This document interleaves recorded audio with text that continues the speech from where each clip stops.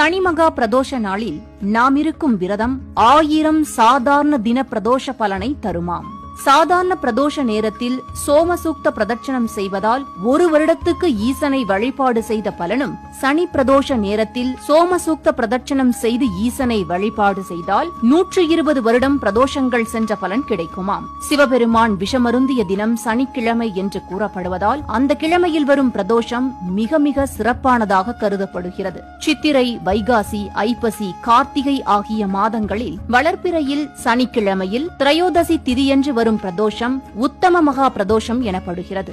இது மிகவும் சிறப்பும் கீர்த்தியும் பெற்ற தினமாகும். அதுபோல சித்திரை, வைகாசி, ஐப்பசி, கார்த்திகை மாதங்களில் தேய்பிறை சனிக்கிழமைகளில் பிரதோஷம் வருவது மகா சனி பிரதோஷம் என்றும், மகா சிவராத்திரி காலத்தில் மாசி மாதத்தில் சனி பிரதோஷம் வருவது மகா சனி பிரதோஷம் என்றும் சொல்லப்படுகிறது.